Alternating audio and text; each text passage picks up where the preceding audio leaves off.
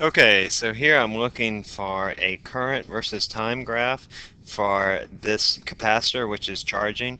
If you look at the equation for current for a charging capacitor, it's going to look like this, e to the minus t over RC. This is a decreasing or decaying exponential curve. So the decaying exponential curve for this is going to look like that. That is an exponential decay curve. Okay. You can think about this too, that initially you have a big current in the circuit because it's filling up that capacitor, but then as the capacitor gets fuller and fuller and fuller, then that current, you just don't need as much current, so it gets smaller and smaller and smaller. Consider this RC circuit. What is the charge after 5 seconds? So I can look at my equation sheet and see that the charge on a charging capacitor that is initially uncharged is equal to Q naught times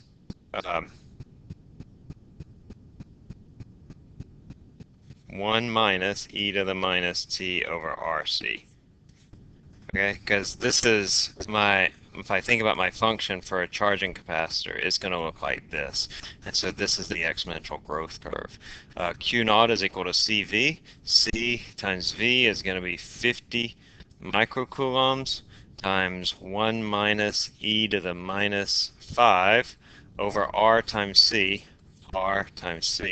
which is also 5. And if I do that in my calculator, I get 30 microcoulombs. So D is right. Which of these statements about the magnetic force on a charged particle traveling through a magnetic field is true? The magnetic force is parallel to the magnetic field? Nope. It's always orthogonal. It's always at an angle of 90 degrees to the magnetic field. The magnetic force is always opposite the electric force. No, that doesn't have to be true. It can be true, and I know that we've dealt with situations where it is true, but I can envision a situation where my electric force is in this direction and my magnetic force. It's really just how you orient the magnetic and electric fields. You can make those forces go in any direction that you want. The magnetic force can change the energy of a particle. No, because the velocity and the force are always orthogonal, that force is never going to change the magnitude of the velocity. It's only going to change the direction of the velocity. So the magnetic force cannot change the energy of a particle. An electron is traveling at 3 times 10 to the 5th meters per second in the positive x direction. Magnetic field of 0.8 Tesla is in the positive z direction. The magnetic force then is what? Well, I know that F is equal to QVB, sine of theta. Q is for an electron. It's 1.6 times 10 to the minus 19. Let's not worry about the sign right now. We'll come back to that in just a second. And then V is the 3 times 10 to the 5th meters per second. And then B is 0.8 Tesla. And then everything's in 90 degrees, so the sine of 90 degrees is 1. So that gives me an answer of 4 times 10 to the minus 14. Now, I could go ahead and pick A and be almost certain, but let's just go ahead and figure out the direction here.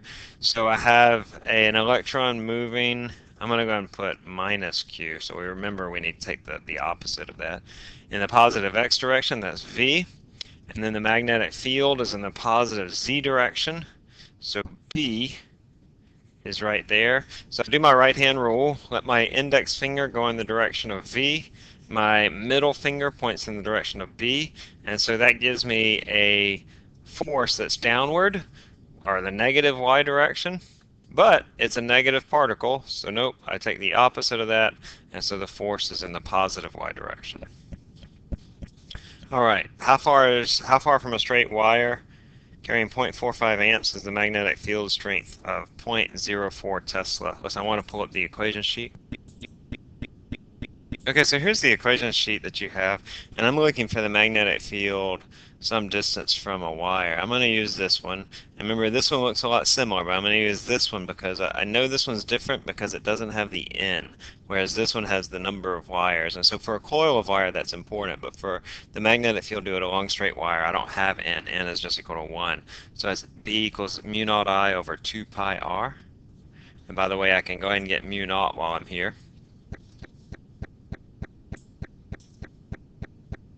That mu naught is 4 pi times 10 to the minus 7. So I have B is equal to mu naught I over 2 pi r. That's 4 pi times 10 to the minus 7. I is 0.04 Tesla divided by 2 pi, and then r is just the distance, which is what I'm looking for. I'm sorry, I is 0.45 right here, and B is 0.04 Tesla. If I solve that for R, I get 2.3 times 10 to the minus 6 meters, or 2.3 microns. This figure shows a wire between the poles of a magnet. At the location of the wire, what is the direction of the magnetic field? Okay, it wasn't meant to be complicated here. If just magnetic field runs from north to south, so it's to the right, runs from left to right. Positively charged particle enters a magnetic field. What is the direction of the force? So let our finger go in the direction of V. Our magnetic field goes into the page. That's our middle finger. And then our thumb points up. Make sure you know your right-hand rule. Positive particle approaches a current carrying wire. What does the direction of the particle go? First, I need to figure out what is the direction of the magnetic field. It goes into the page on that side and out of the page on the top side. And then I have this velocity going in a magnetic field that's out of the page. So I have V going down, B is out of the page. That means that there is a force pulling in this direction. So it's going to go to the left. Positive particle moves into a B field of a mass spectrometer. There's the details, and I want to know the mass, or this, I want to know what this particle is. So if we go to our equation sheet, our cyclotron equation is that R equals mv over qb. Let me just remind you where that comes from.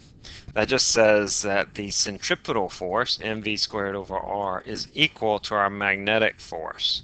That's where that equation comes from. I lose one of those v's, and then I can solve it for r, and I get r equals mv over qb. Remember, the magnetic force is always perpendicular to the motion, so that makes it, by definition, a centripetal force that causes a circular motion. So anyway, here I can put in these values here. I'm going to look for a mass to charge ratio. So I'll solve for m over q. That's going to be rb over v. R is 0.5, B is 8, and V is 4.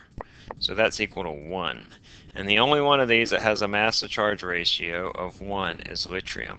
This one has a mass to charge ratio of 2 to 1, 4 to 1, and 16 to 1. This has a magnetic field directed to the right, like that. What direction will the loop turn? So I'm just going to take one side. Let's take this side, where I have a current that is into the page and a magnetic field that is in that direction. So that tells me if I let my finger go into the page, my middle finger go to the right, that tells me where my thumb points down. So this side will get pulled down and this side will get pulled up, which is going to be a counterclockwise motion. This figure shows two wires, each of which has a current I. What is the magnetic field at the point P? So here I let my thumb go in the direction of I, and then that's going to cause a magnetic field going around in this direction. So here, that magnetic field is going to be there. On the other side, it's going to cause a magnetic field like this, so it's going to go in that direction, and the sum of those two vectors will be B for 17.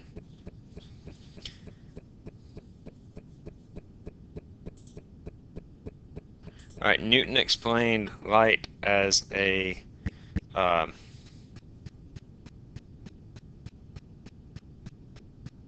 particle because of reflection. Huygens explained light as a wave because of refraction. What is that? That's D. Okay, so both of them turned out to be right. Reflection is a a property of particles, and light does reflect. Refraction is a property of waves, and light does refract as well. So they were both right, but Newton won that argument for a number of years. Organize these types of radiation in shortest wavelength to longest wavelength. All right, the one with the shortest wavelength is gamma rays. Shortest wavelength, you could also say highest energy, if that helps you, to lowest energy. And then the next shortest will be the visible light, so that gets rid of B. And then infrared and radio have the longest wavelengths. These two mirrors sit 120 degrees, have this light that's incident. I want to know the reflected ray. So this has to be 50 degrees by the law of reflection. If that's 50, this has to be 40, because you know 90 minus 50 equals 40. And then I have 40 and 120 right here. That's 160. That means that this angle has to be 20 degrees because it's a triangle and it has 180 degrees total. That means this angle is 70 degrees, so this angle also has to be 70 degrees. All right, which of the following is true about the indices of refraction? Well, what's it doing? Right here, it speeds up. And if it speeds up, that means that N2 is smaller than N1. So B is going to be the right answer. This is going to be a calculation where I have light is incident on an air-to-glass boundary. This is air. This glass, I want to know the index of refraction in the glass. It's incident with an angle of 30 degrees and refracted at an angle of 21 degrees. I know that this n is equal to 1. So I say 1 sine of 30 equals n2 sine of 21.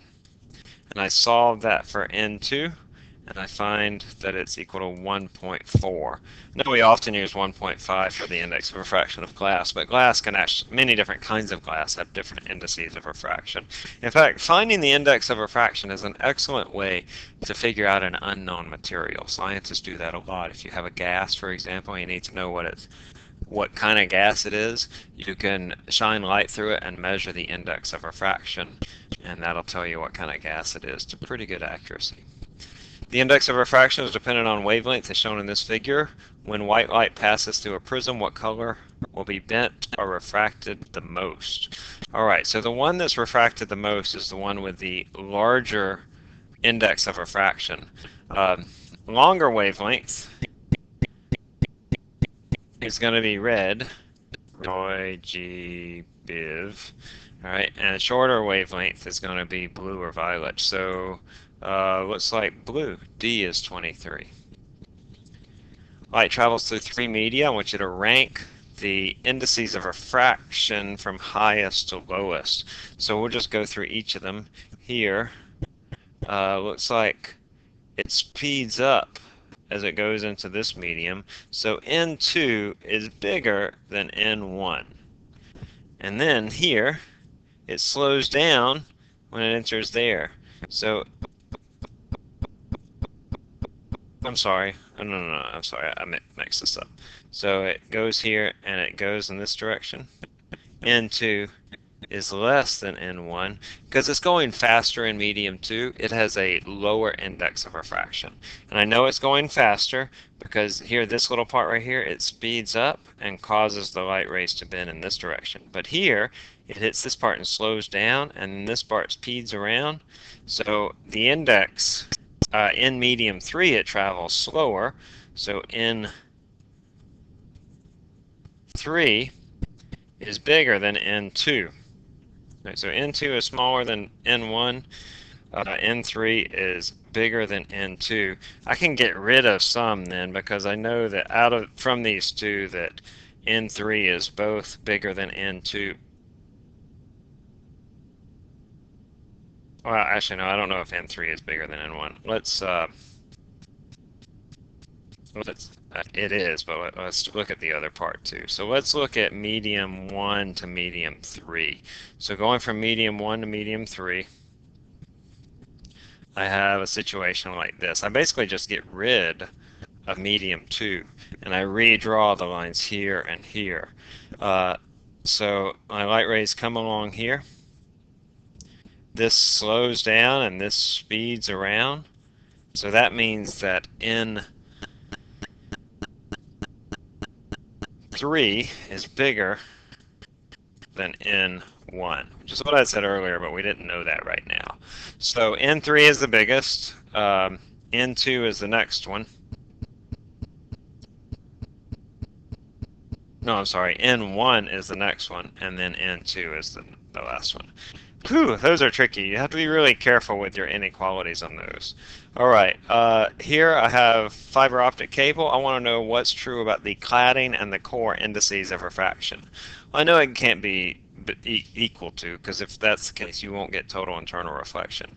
In order to have total internal reflection, the outer index of refraction has to be smaller than the inner index of refraction. So C is the right answer for 25. Light travels from glass to air. What must be the incident angle for total internal reflection to occur? Remember, this is just a special case where theta 2 is equal to 90 degrees. So if I'm going from glass to air, that's 1.5 sine of theta equals 1 sine of 90. And then I solve that for theta. And so when I solve it for theta, I get theta is equal to 42 degrees. What creates a magnetic field? That's always going to be moving charges. Electrons create a magnetic field, but only because they're moving. Magnetic domains, that's the result of moving electrons, which causes a magnetic field, but it's not the basic cause. And then ferromagnetic materials often experience magnetic fields, or often have magnetic fields around them. Not always, but they can, but that's not the cause of a magnetic field. If you increase the magnetic field in a mass spectrometer, what will happen to the path of the particles? All right, we had this before, the cyclotron equation, R equals mv over qb. So if I increase the magnetic field, then that increases the centripetal force, which makes them move into a tighter circle, so a smaller circular path. To create a 0.02 magnetic field inside a cylinder with a radius of 0.5 meters. How many times? So this is the B equal mu naught I N over, I think it's 2R, let's see. Yeah, N mu naught I over 2R.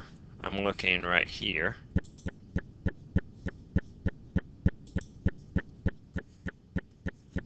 That's going to be N, I'm looking for N.